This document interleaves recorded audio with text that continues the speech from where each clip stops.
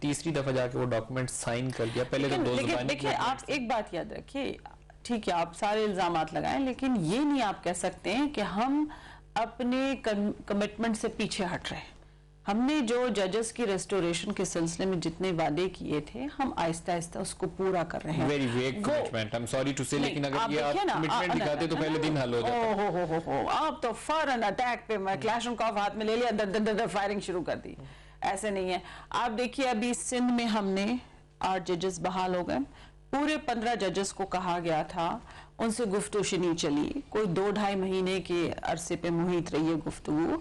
और इस गुफ्तगू में क्या कहते हैं, सब्युद्दीन अहमद जो साबिक chief justice Sindh high court थे, वो भी शरीक रहे हैं। ये नहीं आप कह सकते हैं कि इनको तोड़ने की कोशिश की गई हो या 4 को लिया हो और 6 को छोड़ दिया हो, नहीं 15 को ऑन बोर्ड लिया गया था। उसमें से 2 ने कहा कि नहीं हम तो रीइंस्टेट होंगे, हम फ्रेश ओथ नहीं लेंगे। बाकी 5 ने कहा कि वो डर गए, मतलब जो प्रेशर पॉलिटिकल उनके ऊपर पड़ रहा था, क्योंकि यहाँ पर तो एक बाकायदा सियासत इसी नाम पर हो रही है ना, वो डर गए। 8 जजेस अब आप देख लीजिए आ गए हैं। 8 जजेस आपसे डर गए? नहीं, वो नहीं डरे। उनको एहसास हुआ कि अगर उनको अपनी जुडिशरी, अपना इदारे को मजबूत करना है तो उनको कहीं ना कहीं कॉम्प्रोमाइज करना पड़ेगा। आपने कॉम्प्रोमाइज क्यों नहीं किया? हमने भी कॉम्प्रोमाइज किया, हमने तो बहुत सारी चीजों पर कॉम्प्रोमाइज किया। रीइंस्टेट करते हैं उनको जिस तरह वो। I think it was not that easy. ये देखिए, ये एक राय है ना जी, सिंपल रेजोल्यूशन से वो रीइंस्टेट हो सकते थे, जबकि हमारी मिनिस्ट्री जो है वो ये लॉ मिनिस्ट्री जो है वो ये कह रही है कि नहीं जी इनको फ्रेश ओथ लेना पड़ेगा अंडर द कॉन्स्टिट्यूशन। लेकिन साथ में ये भी है कि उनकी सीनियरिटी पे कोई फर्क नहीं पड़ेगा।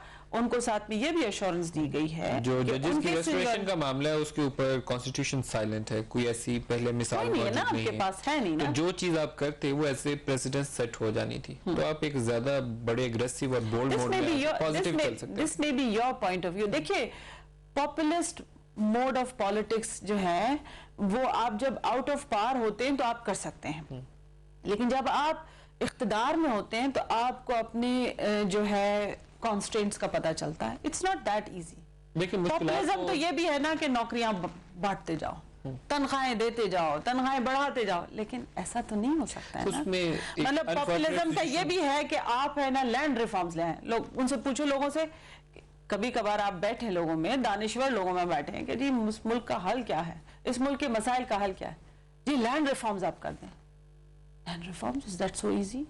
ये सब पॉपुलिस्ट वेव होती है, और सियासतदान जो है उसको कहीं ना कहीं तो he has to draw a line between reality and populist wave.